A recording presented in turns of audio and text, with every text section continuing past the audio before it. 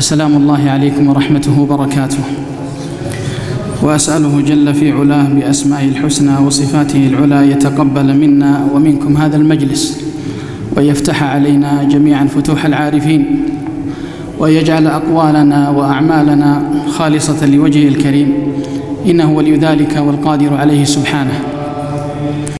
قبل أن نتكلم ونتحدث عن هذا المتن وما يتعلق به، نريد أن نسمع ترجمة يسيرة لهذا الإمام العلم عليه رحمة الله، ولعل أخينا يقرأ الترجمة. تفضل يا شيخ.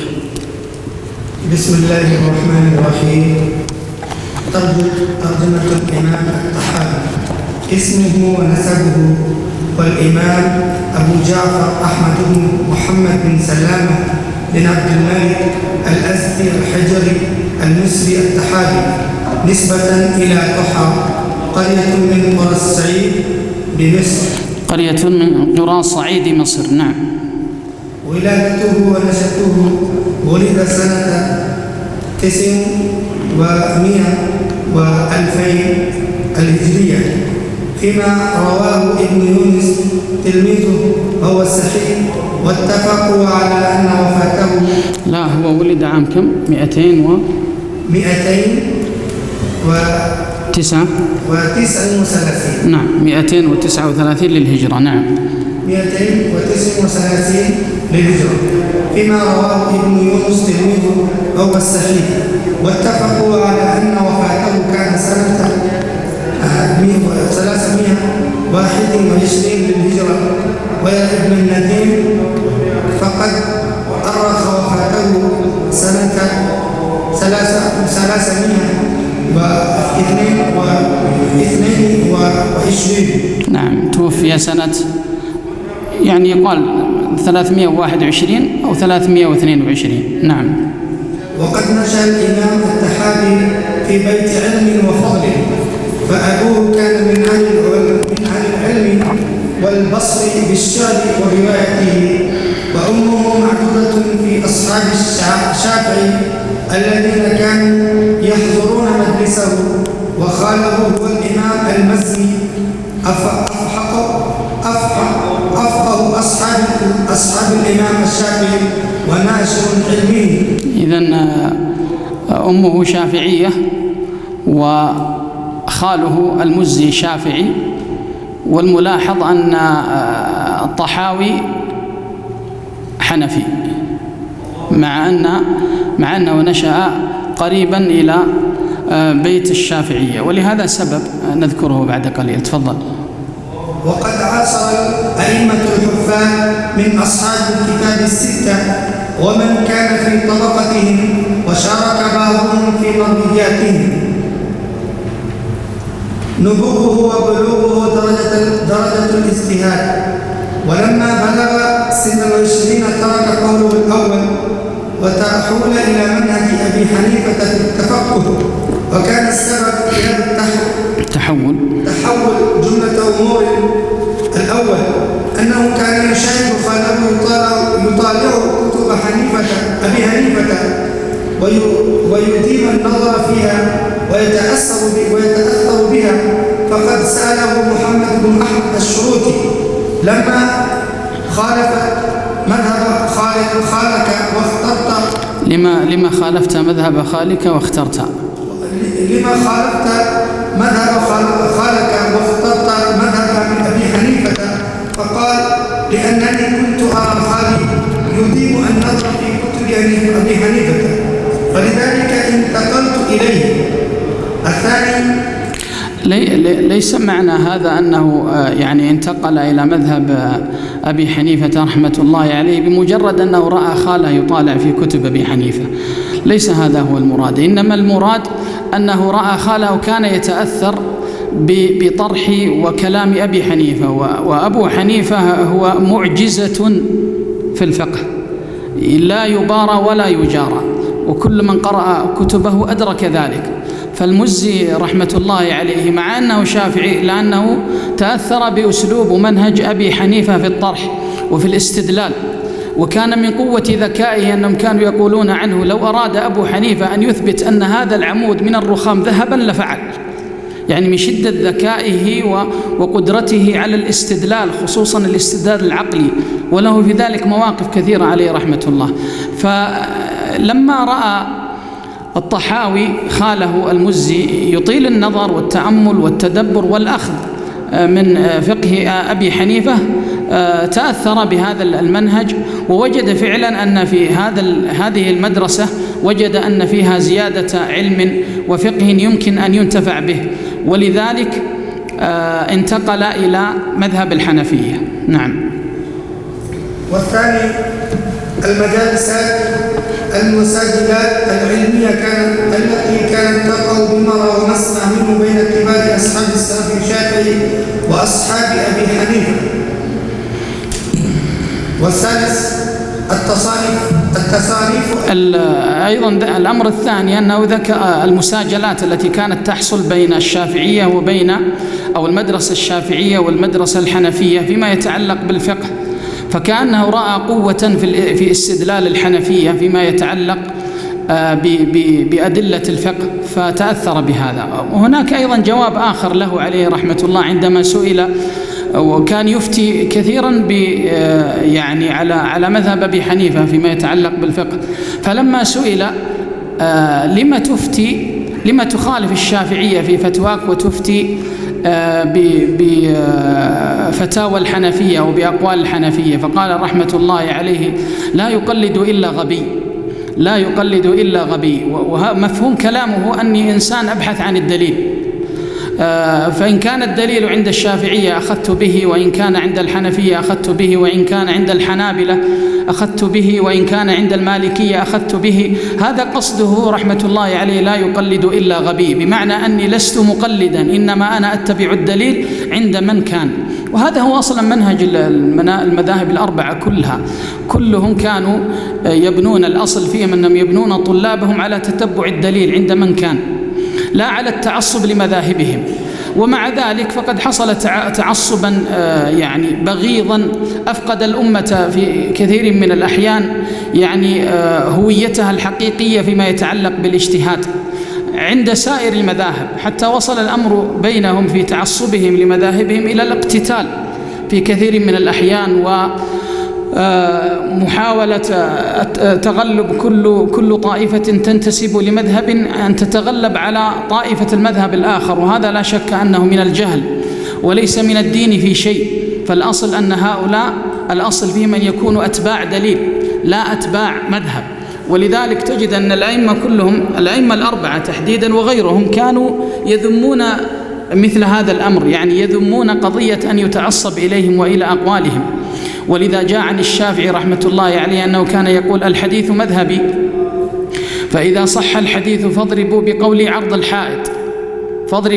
عرض الحائط. وكان الإمام أحمد بن حنبل عليه رحمة الله لا يترك أحدا يدون فتواه، وكان ينهاهم أن يدونوا قوله وفتواه، ويقول من أنا حتى تدونوا قولي أو تدونوا يعني ما أقول. وكذلك الإمام أبو حنيفة ورد عنه ذلك، والإمام مالك قولته مشهورة كل يؤخذ من قوله ويرد إلا صاحب هذا القبر عليهم رحمة الله جميعا. فمسألة التعصب هذا أمر طارئ ليس هو الأصل في مذهب هؤلاء الأئمة رحمة الله عليهم. تفضل يا شيخ. الثالث التصانيف التي ألفت في كلا المذهبين وفيها رد كل طرف على الآخر في المسائل المختلف فيها. فقد ألف المسني كتابه المختصر ورد فيه على أبي حنيفة في جملة مسائل، فانبغى له القاضي بكبار ابن قتيبة فألف كتابا في الرد عليه.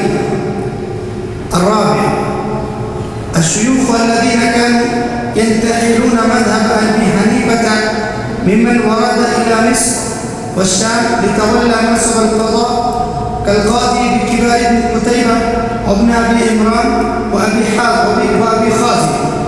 كل هذه الأمور مقرونة إلى الاستعداد الفكري وحصيلته العلمية المتنوعة، ونزوعه إلى مرتبة الاجتهاد دفعته إلى التعمق في دراسة المذهبين واختيار ما أداه إليه الاجتهاد منهما والانتساب إليه والدفاع عنه. ولم يكن في انتقال أبي جعفر من مذهب إلى آخر ما يدعو إلى الاستغراب والاستنكار، فقد تحول غير واحد من أهل العلم ممن تقدمه أو كان في أصله من مذهب إلى مذهب آخر من غير نكير عليه من علماء أصلهم،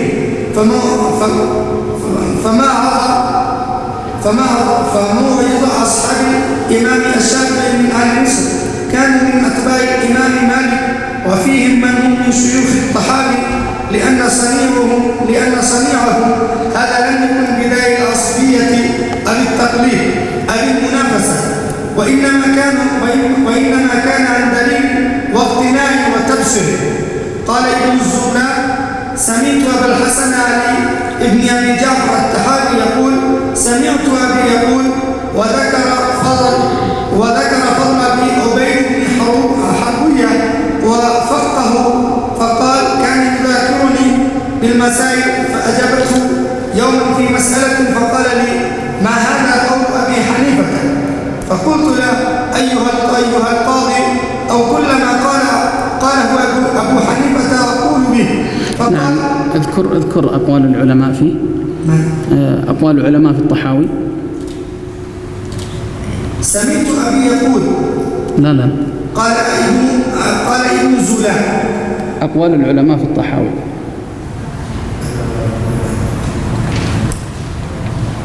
سمعت أبا الحسن. أعطني الكتاب. جزاك الله خير. أقوال أهل العلم في الإمام الطحاوي. نعم، اقرأ إلى هنا.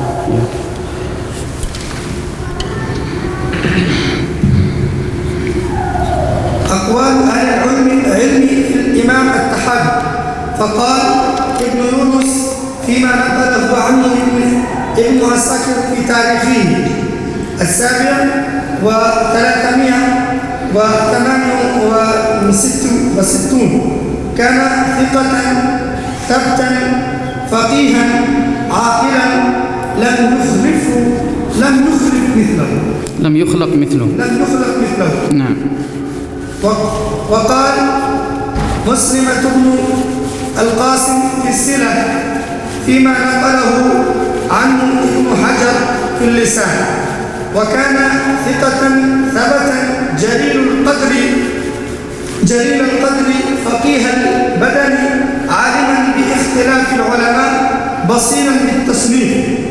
وقال ابن الندين في الفهرست: وكان أوحد زمانه علما وزهدا.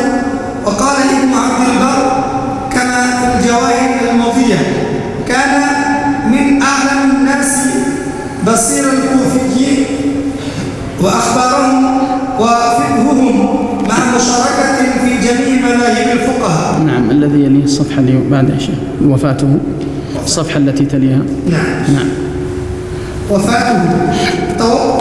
توفي الإمام الطحاوي سنة 21 و300 ليلة الخميس مستهل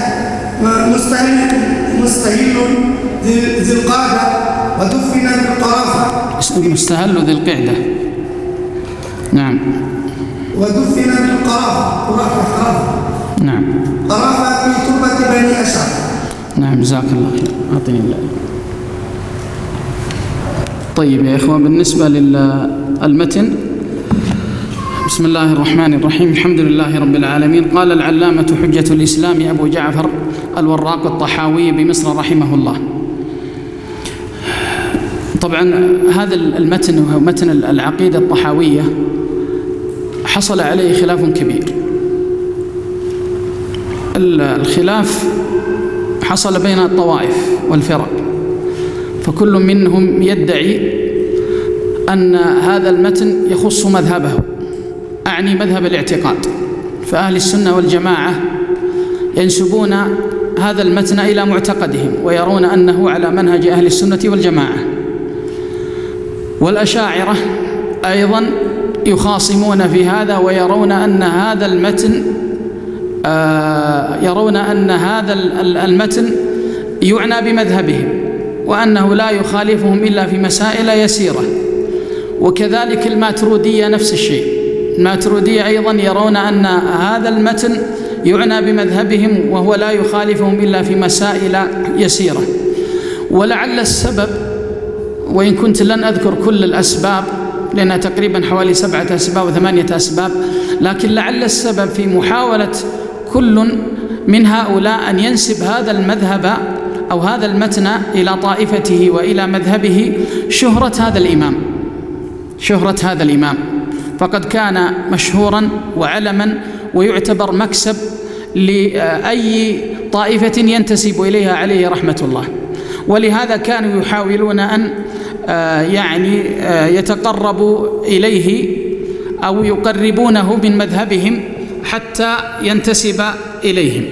والأمر الثاني هو أنه هناك إجمال أو أجمل الطحاوي في بعض المسائل التي قد يتوهم فيها البعض أنها على مذهب مثلا الأشاعرة، أو على مذهب أنه على مذهب الأشاعرة، أو أنه على مذهب الماترودية.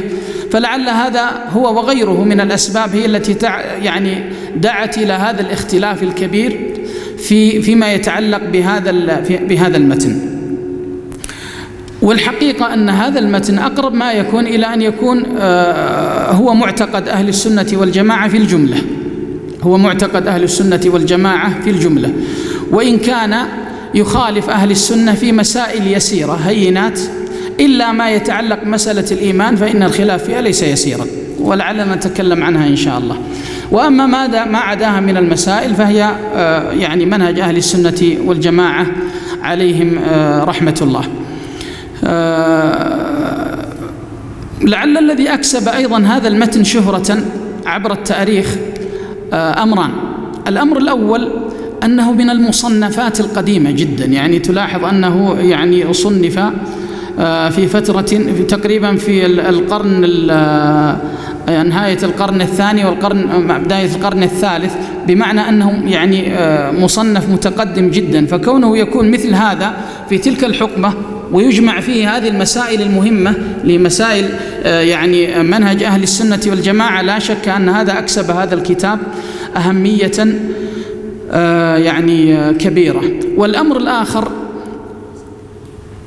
لعل أيضا ما أكسبه هذه الشهرة هو شرح ابن أبي العز الذي شرح الطحاوية، هو حقيقة ممن أكسب هذا الكتاب شهرة كبيرة. وذلك أن ابن أبي العز في كثير من استدلالاته في شرحه للطحاوية كان يستدل بكلام ابن تيمية وابن القيم وإن لم ينسب إليهم ذلك. لو تراجع شرح ابن أبي العز ستجد أنه نفس كلام ابن تيمية وكلام ابن القيم حتى بالنص، وإن كان لا ينسب إليهم ذلك. وليس هذا سرقة علمية عليه رحمة الله، إنما أراد بهذا انتشار الكتاب وشيوعه بين الناس.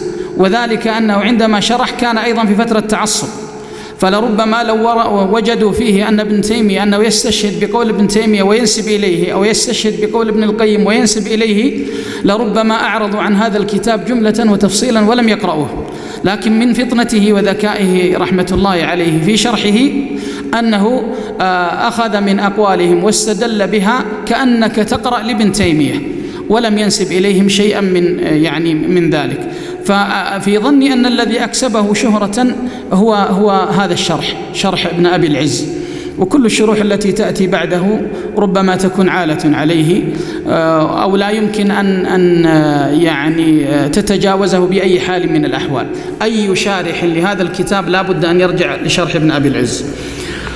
كلامي عن شرح ابن أبي العز لا يعطي أيضا شرحه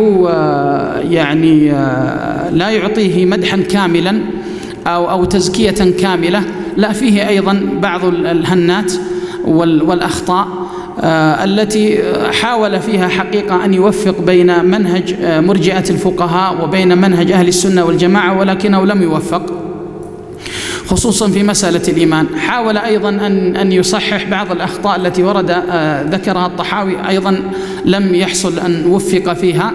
ولكنها مسائل يسيرة يعني لا تلغي أبدا فائدة هذا الكتاب وأهميته لكل طالب علم. هذا فيما يتعلق ب يعني هذا المتن. هذا المتن يعني شرح كثيرا سواء في القديم أو في الحديث، شرح شروحات كثيرة، من أهمها قلت لكم شرح ابن أبي العز، وهذا شرح جميل جدا. أيضا ممن شرحه وينبغي أن يستفاد من شرح الشيخ صالح آل الشيخ، له شرح له يعني مهم جدا ورائع، وأرى أن يعني يبحث عنه ويتحصل عليه.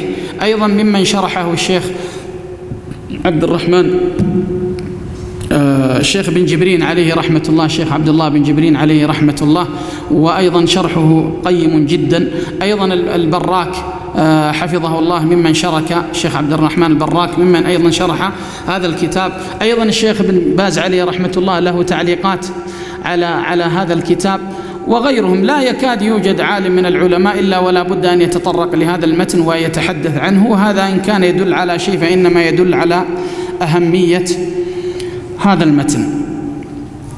يقول الطحاوي عليه رحمة الله قال: هذا ذكر بيان عقيدة أهل السنة والجماعة على مذهب فقهاء الملة. هذا ذكر بيان عقيدة أهل السنة والجماعة. العقيدة كما يعلم الجميع هو ما ينعقد عليه قلب المرء من خير وشر، وأما عقيدة أهل السنة والجماعة فهي ما جاء في كتاب الله وسنة رسول الله صلى الله عليه وسلم، أو هي ما جاء من أركان الإيمان وأركان الإسلام. هذه هي عقيدة أهل السنة والجماعة، وهذا هو الذي ينبغي أن يثار في قلوب الناس ويهتم به. أعني أن ما سنسمعه يا إخوة في هذا المتن، وربما في كثير من متون العقيدة، أنها خرجت للأسف عن المقصد الذي ينبغي أن يقصد عندما يتكلم في مثل هذه المتون.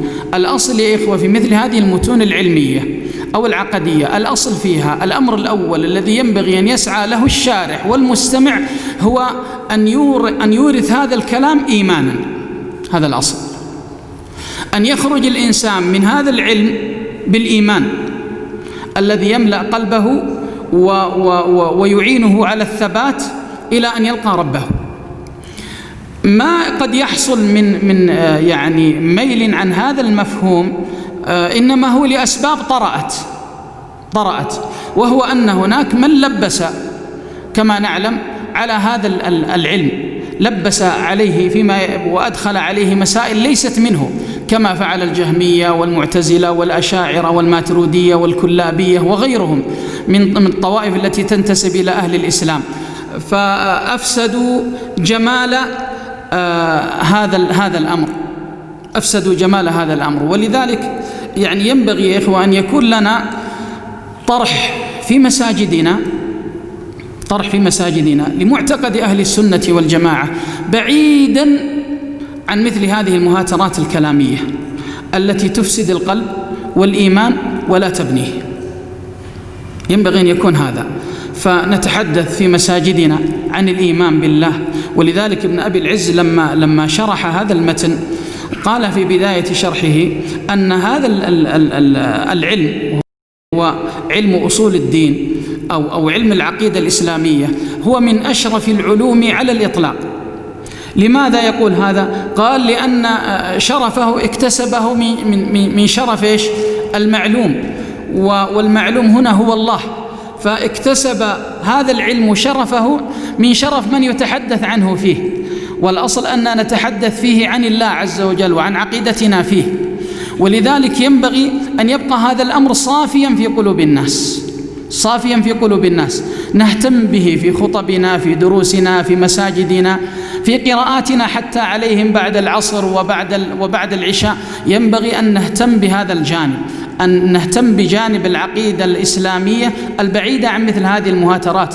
يعني عندك مثلا من الأمور العقيدة التي يتحدث فيها مثلا أركان الإيمان الستة المعروفة: الإيمان بالله وملائكته وكتبه ورسله واليوم الآخر، والإيمان بالقدر وخيره وشره. هذه هي العقيدة، هذا هو الإيمان. هذه الأركان يا إخوة هي أركان تجد أنها بنيت على الغيب من أولها إلى آخرها، ولذلك هذا المعنى ينبغي أن ينمى في قلوب الناس، تجد أن الله عز وجل غيب، يعني الله عز وجل غيب نفسه عنا وامتحننا في الإيمان به، وما تبع ذلك كله غيب.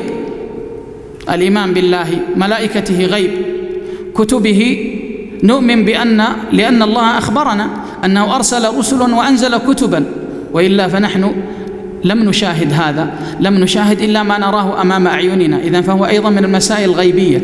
أيضا قضايا الإيمان باليوم الآخر أمور غيب. القدر أيضا سر من أسرار الغيب. فهذه الأمور الغيبية هي مسائل العقيدة التي الحديث كله يصب فيها ويتكلم عنها، ولذلك ينبغي أن يهتم بها وتنمى في قلوب الناس. تجد أن الله عز وجل في أول سورة في القرآن بعد سورة الفاتحة قال ألف لام ميم ذلك الكتاب ولا ريب فيه هدى للمتقين. أول صفة من صفاتهم قال الذين يؤمنون بالغيب، هذه أول صفة. وما هو هذا الغيب؟ هذه المسائل الست، ولذلك تجد أن الخلل فيها يورث خللا كبيرا في المجتمع، ونحن نعاني من هذا الخلل ولا شك. ومنسوب الإيمان يزيد في قلب الإنسان وينقص أيضا من خلال قربه من هذه المفاهيم أو بعده عنها، ولذلك تجد مثلا في اليوم الآخر أن كلنا يؤمن باليوم الآخر كلنا، لكن لما تأتي إلى الناس تحدثهم عن اليوم الآخر تجد أنهم لا يكادون يفقهون فيه شيئا ولا يكادون يعرفون شيئا. يعني تؤمن بالجنة؟ قال نعم صفها لي.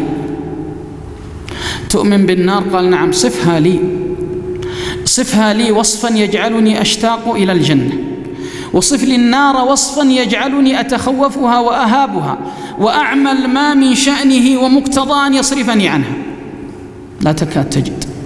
حتى من يتكلم أحيانا في مثل هذه المسائل يا إخوة تجده يتكلم كلام نظري جاف لا يكاد يؤثر في قلب السامع. وهذا يا إخوة هذه مشكلة، هذا خلل كبير يا إخوة. ولذلك أنا أرجو أن لا يفهم الإخوة أن العقيدة هي هذه المهاترات التي ستمر معنا. لا، ليست هذه العقيدة. العقيدة أبسط من هذا بكثير. العقيدة هي ما ذكرناه، هي منهج أهل السنة والجماعة، هي أركان الإيمان في بساطتها وسلاستها، لكن أن تفهم وتعلم كما فهمها النبي صلى الله عليه وسلم والصحابة، وكما علمها النبي صلى الله عليه وسلم والصحابة، وأن تمتثل كما امتثلها النبي صلى الله عليه وسلم والصحابة. وأما ما عدا ذلك كما قلت لكم فهو شيء طارئ على متون العقيدة، وللأسف أنه لا يكاد يخلو متن من متون العقيدة من مثل هذه الإشكاليات التي يعني ذكرنا. ولكن ينبغي أن لا ننجرف أيضا مع هذه الكتب، بمعنى أن ننشغل بالمهاترات عن الأصل الذي نحن نبحث عنه وهو الإيمان. تجد أن شيخ الإسلام ابن تيمية مثلا في العقيدة الواسطية ربما أنه يعني استطاع إلى حد كبير أن ينحى بها منحى بعيد عن المهاترات. ولذلك إذا قرأت العقيدة الواسطية ستجد أنها عقيدة سهلة سلسة يسيرة، فعلا تزيد الإيمان عند الشخص الذي يفهمها ويستوعبها. وكان يرد ردود يسيرة جدا أثناء كلامه بعبارات يرد على من خالف هذا المنهج، لكن لم يكن ينشغل تفصيلا بمثل هذه الردود في متن الواسطية تحديدا. فهذا الذي ينبغي أن ننتبه له يا إخوة ونحن نتناول مثل هذه المتون. قال هذا ذكر بيان عقيدة أهل السنة والجماعة. أهل السنة والجماعة، أهل السنة والجماعة يا إخوة هناك نشوء لأهل السنة والجماعة وهناك نشوء للمصطلح. هناك فرق بين أن نقول متى نشأ أهل السنة والجماعة وبين أن نقول متى نشأ مصطلح أهل السنة والجماعة. فأما أهل السنة والجماعة فإن نشوءهم من إيش؟ من نشوء من عهد النبي صلى الله عليه وسلم، من البعثة. هذا هم أهل السنة والجماعة. هذا هم أهل السنة والجماعة. النبي صلى الله عليه وسلم والصحابة هم أهل السنة والجماعة. فنشوء هذا المنهج ملازم ليش؟ لبداية البعثة النبوية.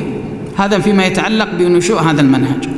وأما نشوء المصطلح، فالمصطلح لم يشتهر إلا تقريبا في أواخر القرن الثالث هجري، وإلا كان موجود من قبل، حتى أني وجدت ابن عباس ممن ذكر هذا المصطلح، يعني ممن أشار إلى منهج أهل السنة، فذكر أهل السنة. وهذا يدل أن هذا المفهوم كان موجود من قبل، لكنه كمفهوم أصبح راية ومنهجا وعلما على جماعة بعينها. هذا لم يكن إلا في أواخر القرن الثالث، عندما كثرت الطوائف والفرق التي تنتسب إلى أهل السنة والجماعة، وحصل التلبيس على الناس، فكان لا بد من مسمى وراية يجتمع عليها أصحاب الحق وأصحاب الدين الحق.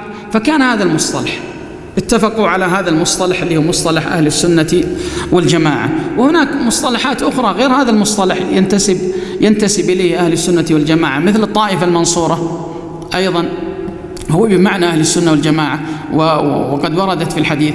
الفرقة الناجية أيضا هي من مسميات التي ينتسب لها أهل السنة والجماعة. أهل الحديث والأثر، السلف الصالح، كل هذه بنفس المعنى.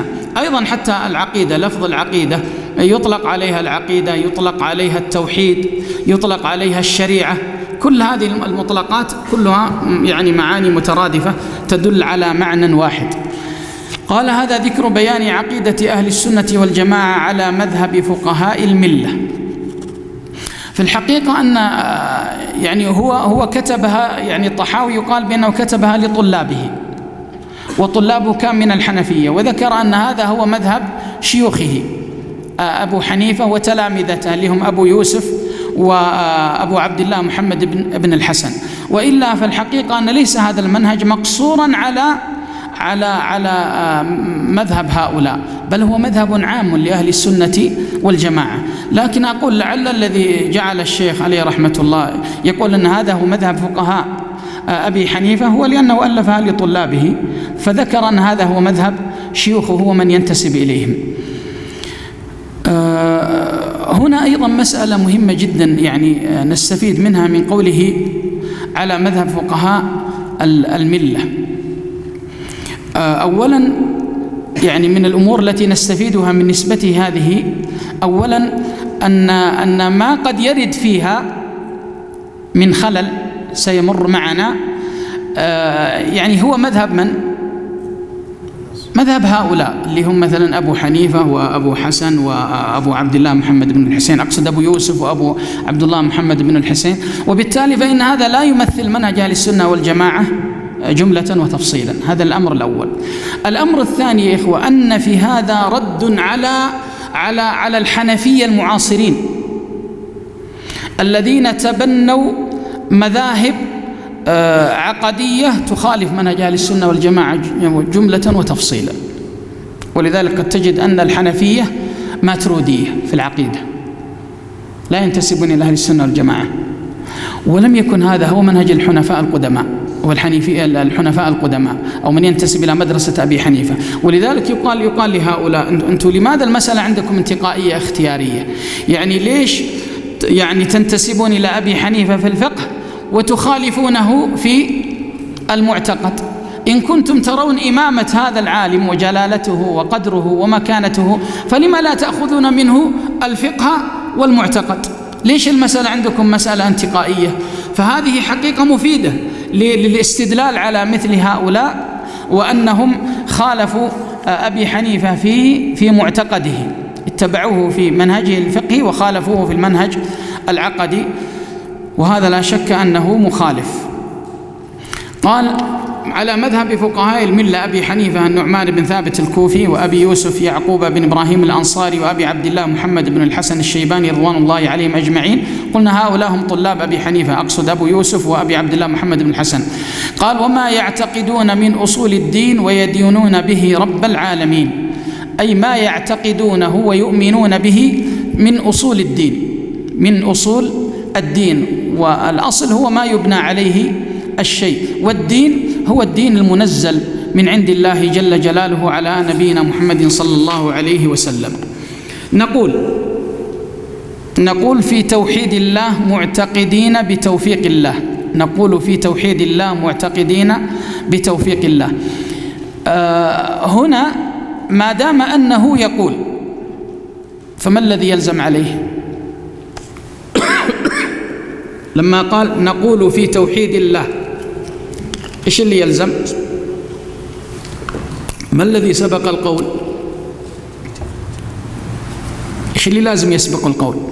الاعتقاد. فما دام قال نقول في توحيد الله معتقدين، فمعناه أنه سبق هذا القول إيش؟ اعتقاد. سبق هذا القول اعتقاد، وهذا لا بد منه. لا بد أن يسبق قول المرء اعتقادا فين؟ في قلبه. لو لم يسبق القول اعتقاد هل يفيد؟ لا. يعني لو قال الإنسان أشهد أن لا إله إلا الله وأشهد أن محمد رسول الله وهو لا يعتقد ذلك، هل ينفع هذا؟ لم ينفع هذا. المنافقون شهدوا هذه الشهادة ولم تنفعهم ولم تغني عنهم من الله شيئا، وهم في الدرك الأسفل من النار. فلا ينفع هذا القول دون أن يبنى على اعتقاد. فقوله نقول في توحيد الله معتقدين، إذن هو عندما قال هو يعتقد هذا القول.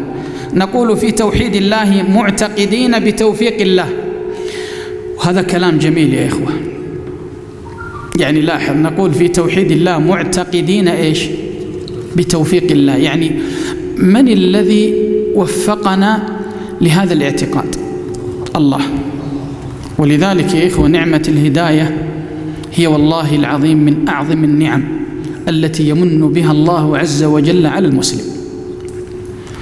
ولو لم يكن هناك من نعمة نالها الإنسان إلا هذه النعمة لكانت أعظم نعمة نالها، لا يوجد شيء أعظم منها. وعندما تتأمل في عظم هذه النعمة وتنظر أولا إلى نفسك فتقول أنا مسلم، لم يجعلني الله لا يهوديا ولا نصرانيا. هل كان لك يد في اختيار دينك؟ إطلاقا لم يكن لك يد في اختيار دينك. الله جل جلاله برحمته وفضله وكرمه وجوده وواسع عطائه اختارك من بين ملايين بل مليارات بل خلق لا يحصيهم إلا هو. منهم من هو ملحد، منهم من هو يهودي، منهم من هو نصراني، منهم من هو مجوسي، منهم من هو وثني. اختارك من هؤلاء وجعلك مسلم.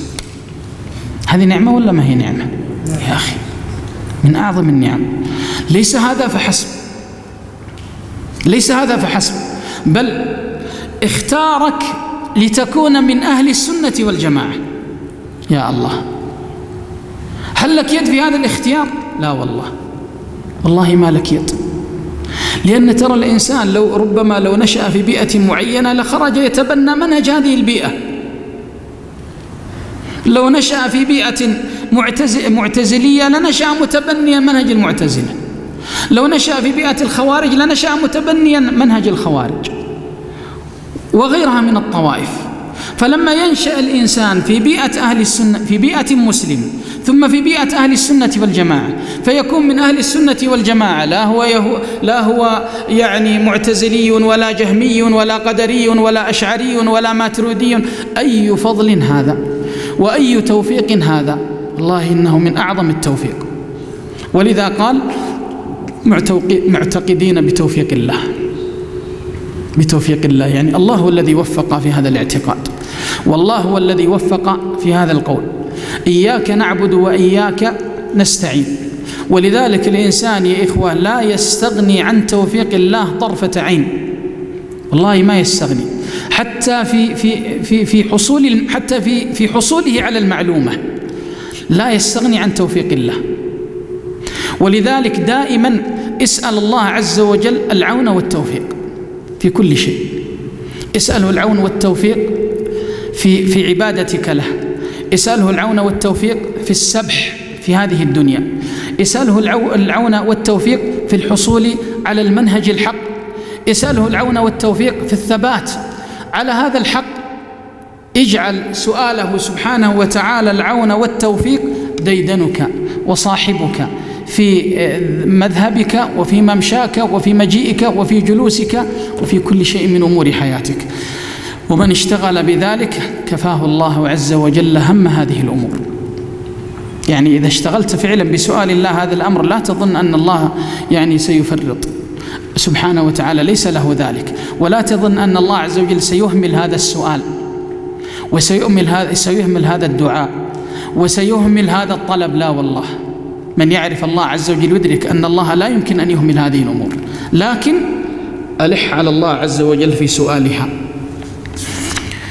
قال بتوفيق الله: إن الله واحد لا شريك له. إن الله واحد لا شريك له. واحد لا شريك له في ماذا؟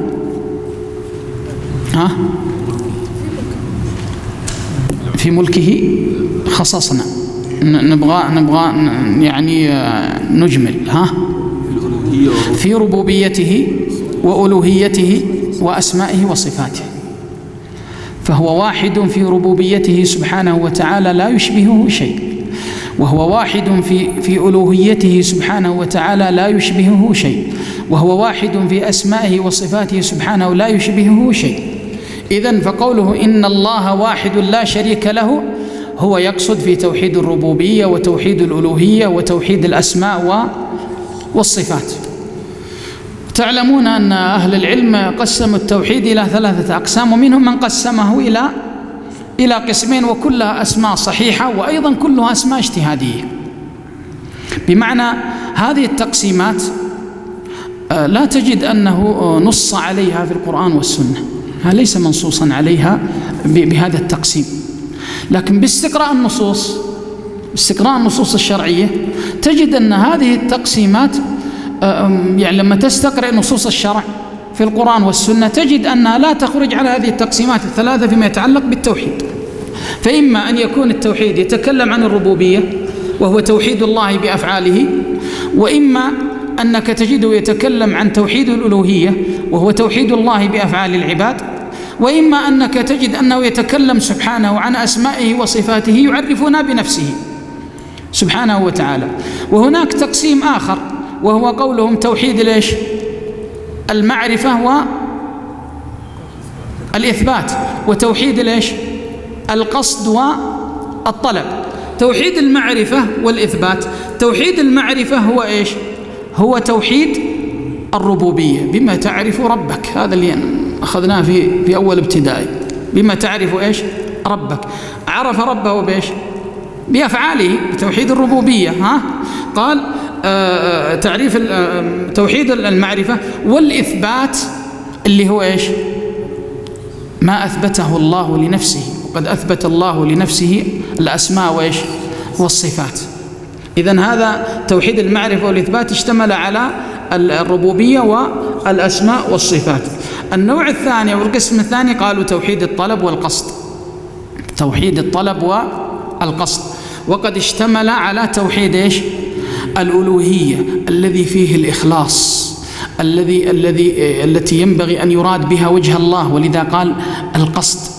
توحيد الطلب والقصد أي أن تقصد بهذه الأعمال بهذا النوع، أن تقصد به وجه الله تبارك وتعالى وحده لا شريك له. هذا واضح؟ قال ولا شيء مثله، ولا شيء مثله. هو هنا يرد على من؟ يرد على المشبهة، يرد على المشبهة الذين شبهوا الله أو شبهوا صفات الله بصفات خلقه، شبهوا صفات الله بصفات خلقه.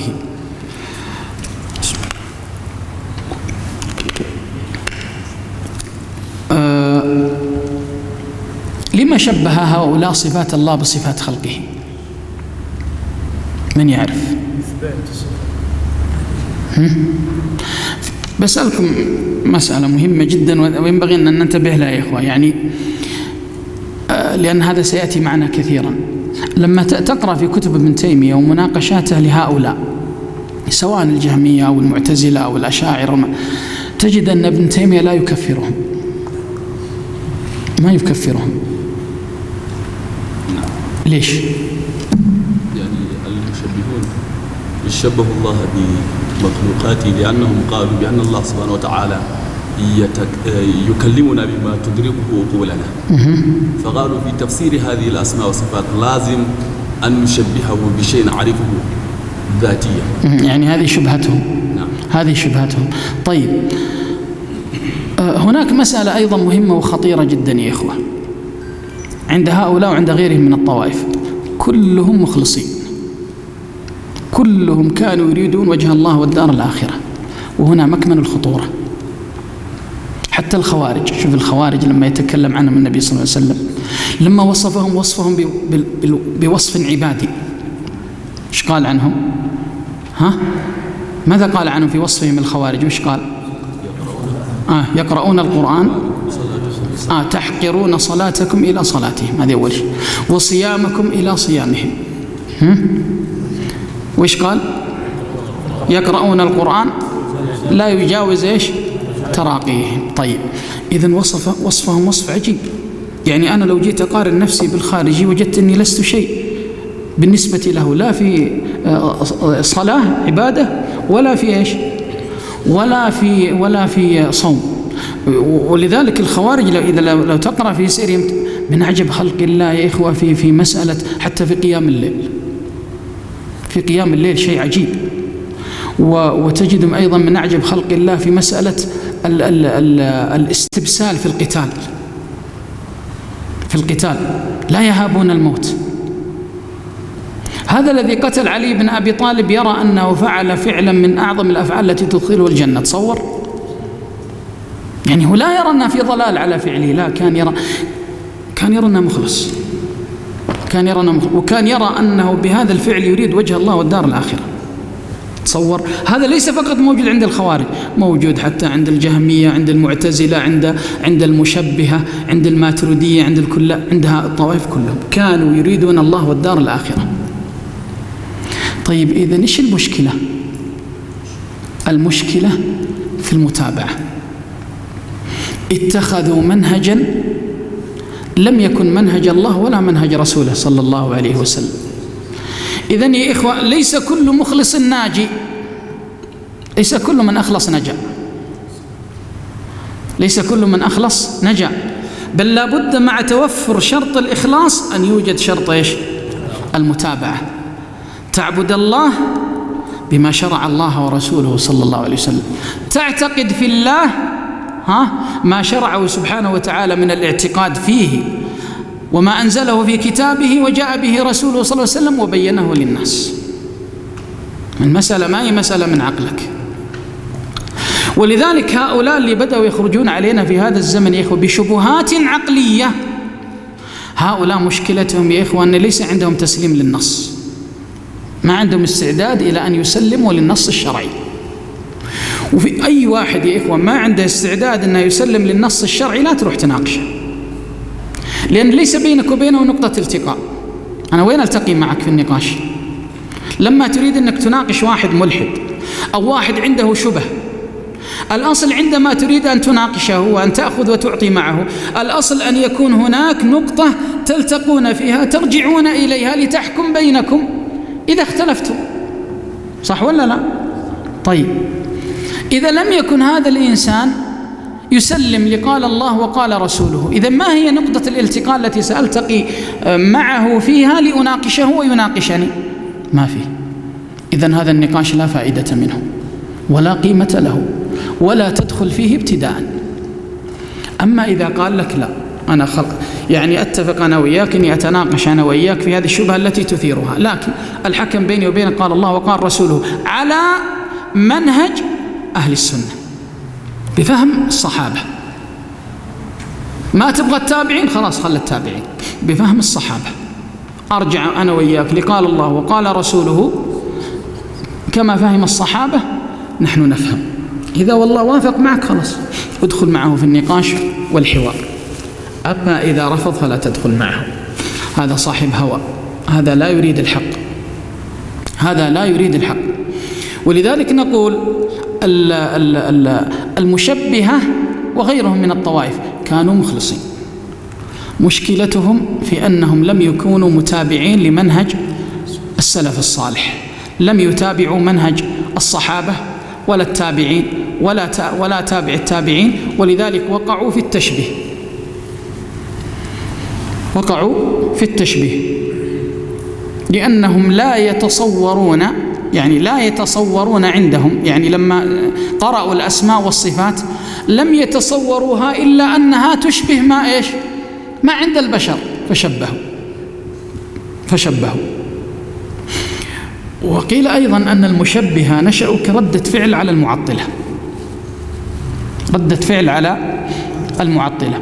والمعطلة هو اسم مجمل يدخل تحته كل طائفة عطلت، يدخل تحته الجهمية، يدخل تحته المعتزلة، يدخل تحته الأشاعرة، يدخل تحته الكلابية، يدخل تحته الماتريدية، يدخل تحته كل من أنكر اسما أو صفة دخل تحته مصطلح أو مسمى المعطلة. فالمعطلة ماذا فعلوا؟ أنكروا أسماء الله وصفاته، أو قد ينكروا بعضها كما هو فعل بعض الطوائف. وأيضا المعطلة لما أنكروا كانوا مخلصين، والله كانوا مخلصين، كانوا يريدون الله والدار الآخرة. ولذلك إيش يقول ابن تيمية عليه رحمة الله عنهم؟ يقول الجهمية يعبدون، يقول فروا من تشبيه الله بالموجودات. لأنهم إيش اللي خلاهم يعطلون؟ إنهم توهموا أن لو أثبتنا لله الأسماء والصفات شبهناه بإيش؟ بخلقه. فحتى نخرج من هذا الفهم والوهم إيش صار؟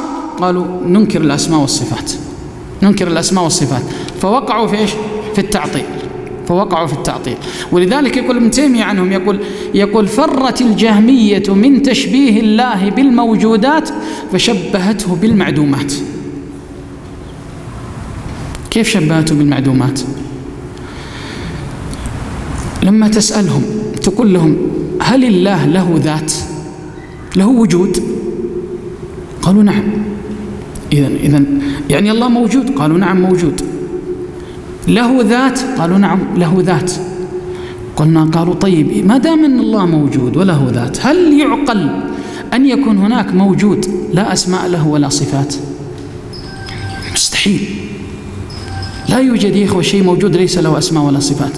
حتى الشيء الموجود الذي يعني لا يرى وهو موجود. يعني خذ مثلا عندك الذي ليس حتى جسد ولا جسم، يعني خذ من عندك مثلا الليل أو النهار.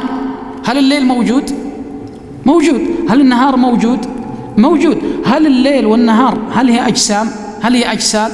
لا، ليست أجساد ولا أجسام. هل توصف؟ توصف. الليل طويل والنهار إيش؟ قصير. وصفناها مع أنها ليست إيش؟ مع أنها ليست أجسادا، وصفناها لأنها موجودة، لأنها موجودة. فما دام أن الله موجود، أنتم تقولون بأنه موجود وتثبتون أنه موجود وتثبتون أن له ذات، كيف تثبتون موجودا لا أسماء له ولا صفات؟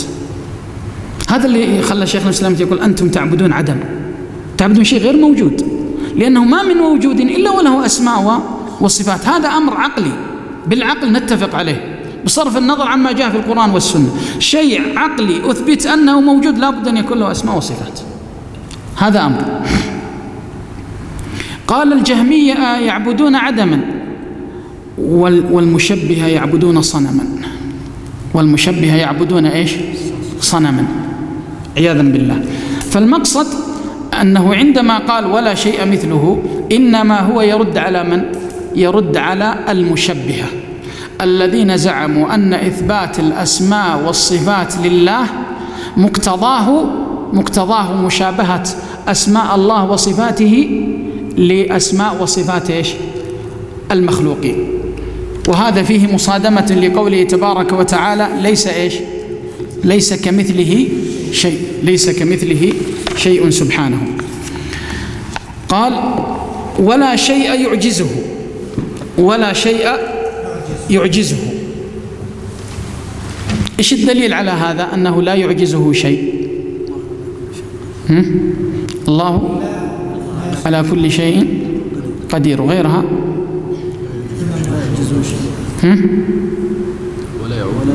ولا يؤوده حفظهما. غيره الله خالق كل شيء وعلى كل شيء وكيل.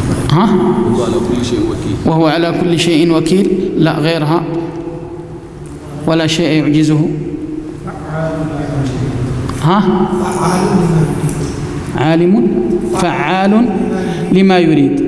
فعال لما يريد أي لا يعجزه شيء. نعم، فعال لما يريد أي لا يعجزه شيء، ولا يؤوده شيء، ولا يثقله شيء سبحانه وتعالى. إذن قدرته قدرة إيش؟ مطلقة، وقوته قوة مطلقة لا تقيد بقيود ولا تحد بحدود. ولذا قال ولا يعجزه شيء. قال ولا إله غيره. ولا إله غيره أي لا إله إيش؟ معبود غيره بحق إلا هو سبحانه. أي لا إله معبود بحق إلا هو سبحانه وتعالى. وإلا هل يوجد آلهة ولا ما يوجد؟ يوجد من ينسب نفسه إلى الآلهة، لكنها ليست إيش؟ ليست في حقيقتها آلهة، لأنه ليس فيها من خصائص الآلهة شيء. ولذلك عندما أراد الله عز وجل أن يبطل ألوهية غيره إيش قال؟ قال أفتعبدون من دون الله إيش؟ ما لا ينفعكم شيئا ولا يضركم أف لكم ولما تعبدون من دون الله. معا لا يملك أنه يجلب لك نفع ولا يملك أنه يدفع عنك إيش؟ ضر. إذن فعلى أي أساس أنت إيش؟ عبدته؟ على أي أساس أنت عبدته؟ قال يحيي ويميت. يحيي. ولذلك إبراهيم لما ناظر النمرود وش قال؟ قال النمرود أنا أحيي وأميت. قال إبراهيم فإن الله يأتي بالشمس من المشرق فأتي بها من المغرب فبهت الذي كفر. فاستدل هنا بأفعال يفعلها سبحانه وتعالى لا يطيقها إلا هو ولا يستطيعها إلا هو ولا يفعلها إلا هو سبحانه، فلا يعجزه شيء ولا إله غيره. طيب، أذان شيء؟ تفضل. استكمل ولا نقف إلى بعد الصلاة؟ لا، من راجع. الذي يرى الوقوف يرفع يده. قوله قديم بلا ابتداء دائم بلا انتهاء.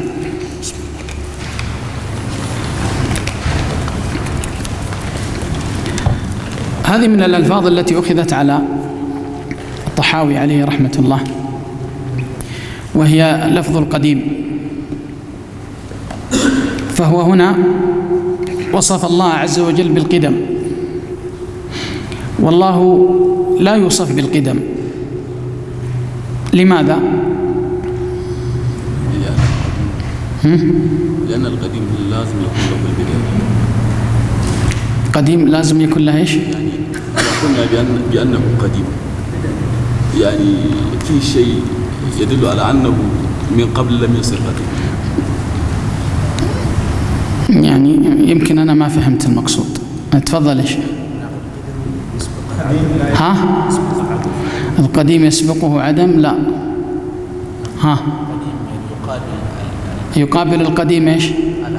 الجديد أو الحديث. ها؟ طيب وش المشكلة؟ ما المشكلة إذا قلنا أن القديم يقابله الجديد؟ القديم لا يستلزم البداية. ها؟ الله تعالى هو الأول. يصبح إذا قلنا أن القديم يقابله الجديد يصبح معنى القديم العتيق. ها؟ هذا مدح ولا ذم؟ هذا ذم، صح؟ الشيء القديم أحيانا لا يمدح، إنما يذم، لأنه ولذلك معلوم أن القلوب تتعلق بالجديد أكثر من تعلقها بإيش؟ بالقديم. ولذلك قالوا لأن هذا اللفظ اشتمل معنى لا يصح أن يفهم عن الله. معي ولا لا؟ لا يصح أن يفهم عن الله، ولذا لا يجوز أن يطلق على الله لا اسما ولا وصفا. لا اسما ولا إيش؟ ولا وصفا. طيب، قد يقول قائل: طيب إيش تقول في قول النبي صلى الله عليه وسلم في دعائه؟ قال: أعوذ بالله العظيم وإيش وسلطانه القديم. حديث صحيح. وإيش تقولون في قوله وسلطانه القديم؟ هو وصف سلطان الله بالقدم.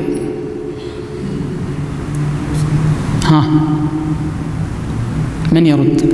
طبعا يا إخوان، نحن نريد أن يكون نقاش حتى يكون عندنا منهجية في التعامل مع مثل هذه المسائل، وكيفية يعني فهمها والرد عليها والمناقشة فيها.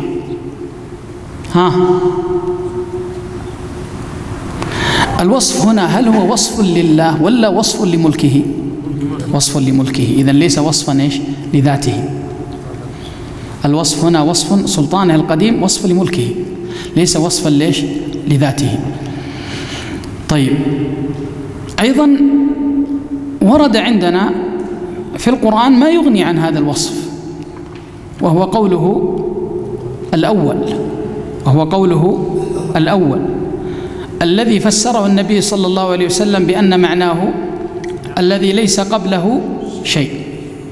فما دام أن هناك مصطلح شرعي قائم موجود عليه أدلة، فإنه لا يجوز لك بأي حال من الأحوال أن تعرض عنه إلى غيره. طيب، ولو افترضنا أن هذا المصطلح الذي عرضت عنه أو الذي عرضت إليه مصطلح ماذا؟ صحيح. لماذا؟ يعني لو افترضنا أنك أنت جبت مصطلح آخر قد يكون هذا المصطلح صحيح ووصفت به الله عز وجل مع وجود مصطلح قائم في الشرع، هل يجوز هذا؟ ليش؟ لأن أسماء الله وصفاته يعني لا مجال في الإجهاد، توقيفية. وأمر آخر مهم، ممكن يعني من الذي سمى الله بالأول؟ الله هو الذي سمى نفسه بإيش؟ بالأول. طيب، هل تظن أنك أعلم من الله عز وجل، ولا أكثر بلاغة وقدرة على اختيار ما يناسبه من الألفاظ أو الأسماء حتى تجعلها بدل مصطلح شرعي وصف الله عز وجل به نفسه؟ لا. ولذلك الأمر ترى ما هو بالسهولة اللي أنت تتخيلها أنك تجي تحط مصطلح من عندك. ما دام أن الشرع وجد فيه مصطلح فلا تعدل عنه إلى غيره بأي حال من الأحوال. أولا، لأن أسماء الله وصفاته توقيفية، لا يسمى سبحانه وتعالى إلا ما تسمى به، ولا يوصف إلا بما وصف به نفسه وصفه رسوله صلى الله عليه وسلم، فلا تعدل عنها إلى غيرها. فإنك بعدولك هذا كأنك تتنقص كلام الله. هذا هو. ليش معناها تروح تجيب مصطلح آخر غير مصطلح الشرع؟ ما معناه؟ معناه الله لا يحسن وصف تسمية نفسه ولا يحسن وصف نفسه عياذا بالله. فنقول هذه اللفظة لا تصح، وإن كان قد تجد أن بعض العلماء لا يرى أن فيها غضاضة ولا يرى أن فيها إشكالية، ويمكن أن يوصف الله بمثل هذا، ولكن الذي يظهر عدم صحة هذا الوصف بأي حال من الأحوال، لأنه يترتب عليه ما ذكرنا من المفاسد. قال: قديم بلا ابتداء. قديم بلا ابتداء، ما معنى بلا ابتداء؟ يعني الأزلية الأولية، بمعنى أنه الأول الذي ليس قبله شيء سبحانه وتعالى، فهو موجود قبل أن يوجد أي موجود، فهو موجود قبل أن يوجد أي موجود، ولا وجود سابق لوجوده سبحانه وتعالى، فهو الموجود الذي وجوده وجود مطلق. قال: قديم بلا ابتداء، دائم بلا انتهاء. دائم بلا انتهاء، ما معنى هذا؟ إيش عبر عنها القرآن بإيش؟ الآخر. قال: دائم بلا انتهاء، أي دائم سبحانه وتعالى في حياته لا نهاية لها، وهو معنى الآخر، أي أنه سبحانه وتعالى وجوده أي أنه ليس قبله شيء وليس بعده شيء، فكل شيء خلق يفنى، إلا ما أراد الله عز وجل له أن لا يفنى، يعني خلقه ليبقى، خلقه ليبقى لا ليفنى. من يعرفها؟ هناك 7 أمور خلقها الله عز وجل لتبقى لا لتفنى، تعرفها؟ الجنة، النار، ها؟ العرش، ايش؟ الكرسي، ماشي، على اعتبار أن الكرسي موضع القدمين. أيوة الكرسي. ها؟ ليش؟ الحور من الجنة، من الجنة. غيرها؟ الملائكة تفنى، كيف؟ ورد حديث بفنائها، حديث الشفاعة. ها؟ هذه 4. ايش رايكم في الروح؟ الروح هل تفنى؟ لا، الروح لا تفنى. حتى بعد الجسد يفنى، لكن هي لا تفنى.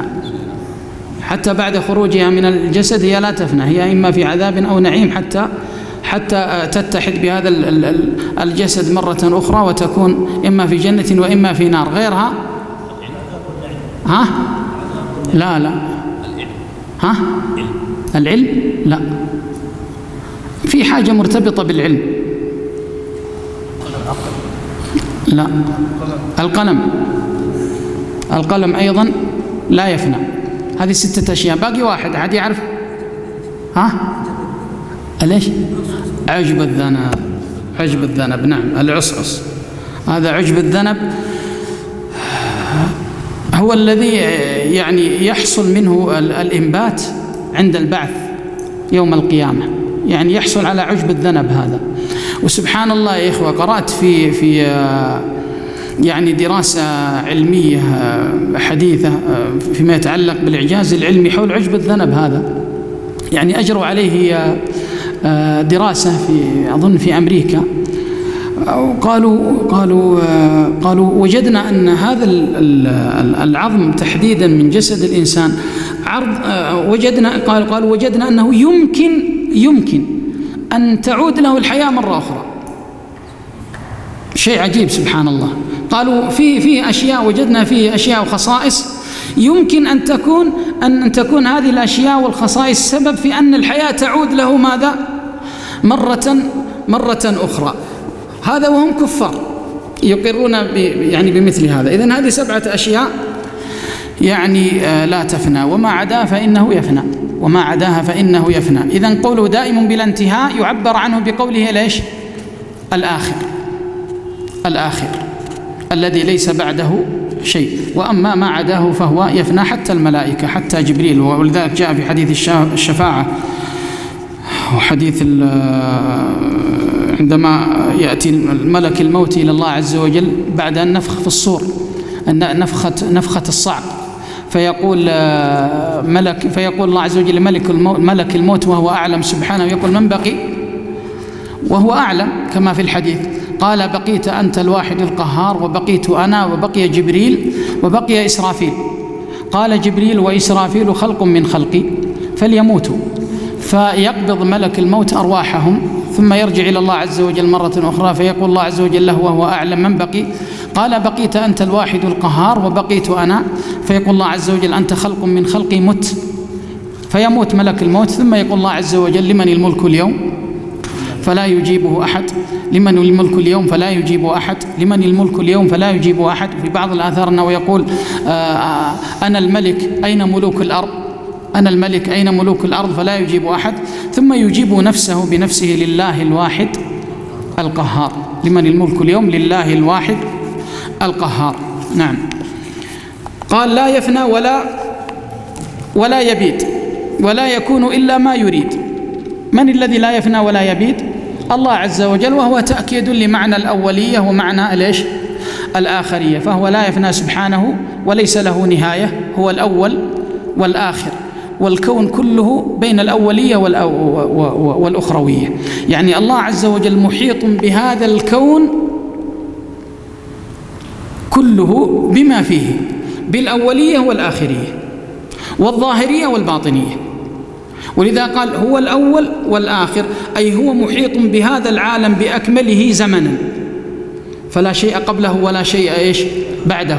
قال والظاهر والباطن، قالوا هو محيط بهذا العالم مكانا، فلا شيء فوقه سبحانه وتعالى ولا شيء دونه سبحانه وتعالى. طيب، لا شيء فوقه، هذه معلومة فيها النص الشرعي، فيها النصوص. قال أن الله الجنة تحت العرش، والعرش وفوق العرش، وفوق الجنة الماء، وفوق الماء العرش، والله فوق العرش ولا شيء فوقه، ولا شيء فوقه. لكن قوله ليس دونه شيء هنا قد يشكل، وهو أن المخلوقات كلها دونه، وأن المخلوقات كلها إيش دونه، فكيف يفهم هذا؟ ها؟ ماشي، لكن كيف أفهم أن معنى مخلوق، أن معنى ليس دونه شيء؟ كيف أفهم هذا المعنى مع أن المخلوقات كلها تحته، كلها دونه، كلها تحت العرش؟ ها؟ محيط بها. ها؟ ماشي. طيب، يعني خلني أفترض لكم افتراض ولله المثل الأعلى. هذه ورقة بيضاء، صح ولا لا؟ طيب، هذه الورقة البيضاء هذه نقطة، النقطة هذه تحيط بالورقة من الورقة تحيط بالنقطة من أي مكان؟ من كل مكان، ها؟ من فوقها ومن تحتها، صح ولا لا؟ فهمت الآن؟ تخيلت معنى ليس دونه شيء؟ إذن فالله عز وجل يحيط بنا من تحتنا حتى. واضح ولا لا؟ واضح هذا معنى ليس دونه شيء. قال لا يفنى ولا يبيد ولا يكون إلا ما يريد، ولا يكون إلا ما يريد. كيف لا يكون إلا ما يريد؟ يحصل في الكون ما لا يريده سبحانه، صح ولا لا؟ الكفر، أليس الكفر موجود في الكون؟ هل أراده الله؟ ها؟ بلى أراده. ها؟ أيوة. إذن هنا نحتاج أن نتكلم عن إيش؟ عن الإرادة الكونية والإرادة الشرعية، الإرادة الكونية والإرادة الشرعية. لأنه قوله لا يكون في ملكه، هذا في عبارة موجودة هذه عند ابن تيمية، لا يكون في ملكه إلا ما يريد. فقد يشكل هذا على السامع، يقول كيف لا يكون في ملكه إلا ما يريد؟ ويوجد في ملكه سبحانه وتعالى الكفر، ويوجد المعصية، ويوجد الفسق، ويوجد الفجور. هل الله أراد هذه الأشياء؟ واضح ولا لا؟ هنا نحتاج أن نتكلم عن أن إرادة الله عز وجل نوعان، إرادة كونية وإرادة إيش؟ شرعية. إرادة كونية وإرادة شرعية. هذه الإرادة الكونية خلق الله عز وجل فيها وأراد الله فيها كل شيء، يعني أراد الله فيها الكفر، لا لذات الكفر، لكن ليش؟ ليبتلي به. وأراد الله فيها الإيمان، صح؟ أراد الله فيها إبليس، لا لذات إبليس، فلا خير في ذاته، وإنما إيش؟ ليبتلي به. وأراد إيش؟ وأراد الملائكة. تفضل. إيش؟ أراد حصول الفجور، وأراد حصول إيش؟ حصول الطاعة. هذا كله إيش؟ هذا كله كونا. فالله عز وجل خلق هذه الأشياء كلها، خلقها سبحانه وتعالى وأرادها كونا. هذه المخلوقات سواء ما كان منها خير وما كان منها شر، منها ما أراده الله عز وجل لذاته، مثل إيش؟ مثل الإيمان، مثل الصلاة، مثل الصوم، مثل الزكاة، مثل الطاعة، مثل الحج، مثل فعل الخيرات.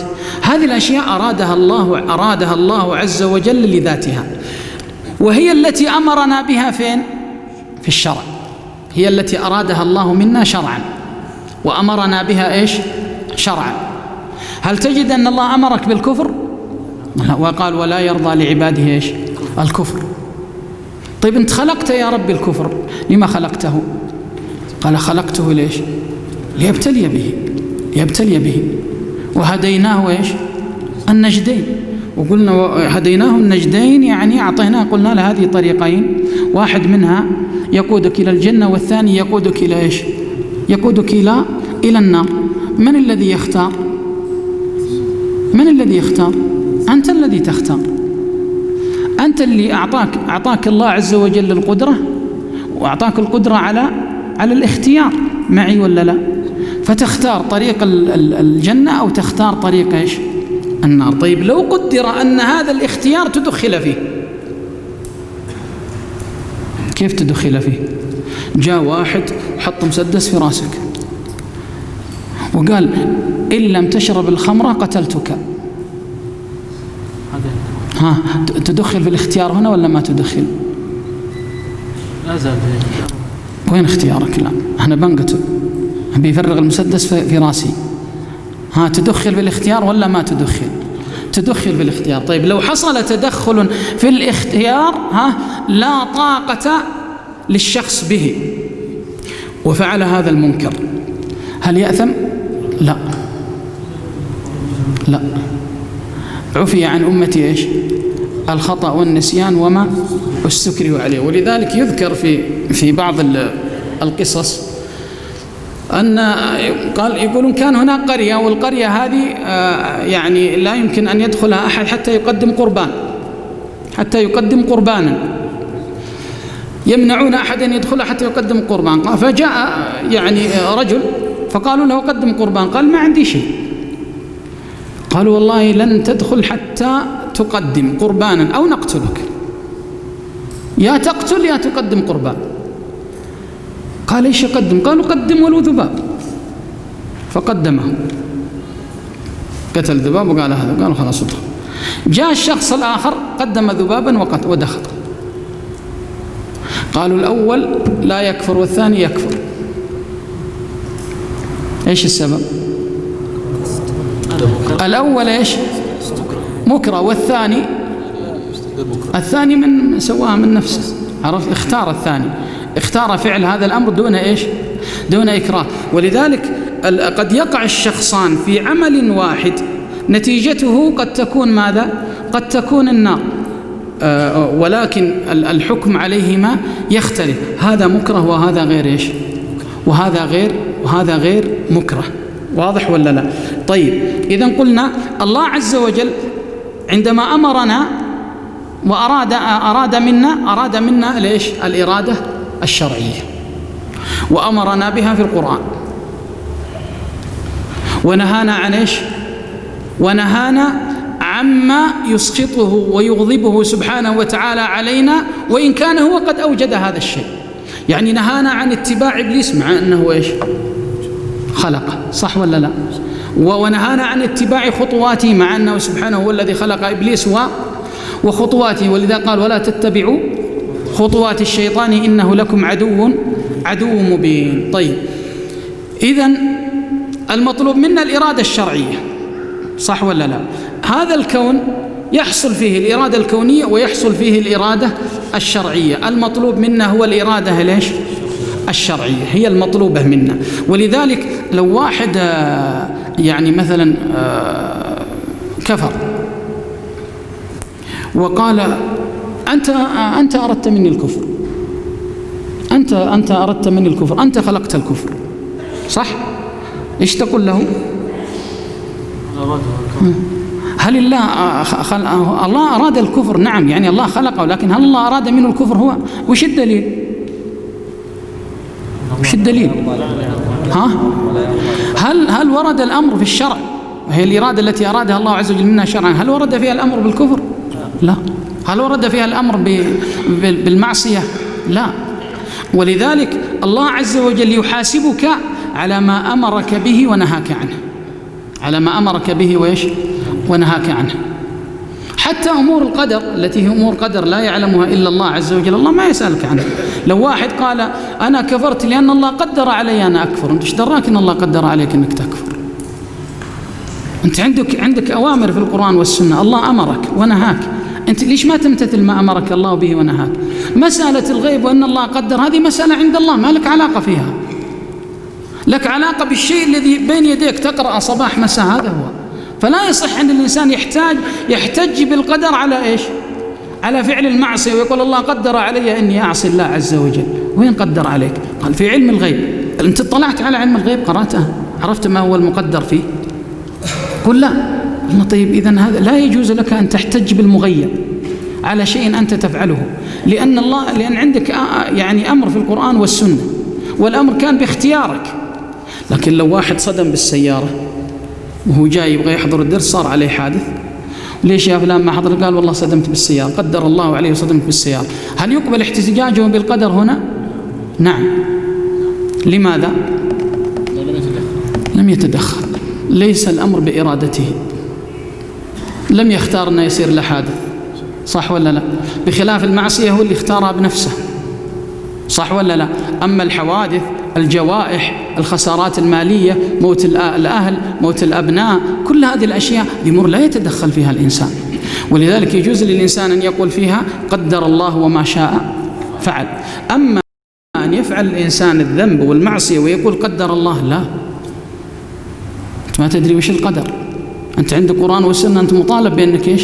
تمتثلها. لماذا لم يكن أن الله قدر عليك أنك تصلي؟ وش دراك أن الله ما قدر عليك أنك تصلي، راح قدر عليك أنك تعصيه؟ فهذا الأمر لا يصح الاحتجاج به.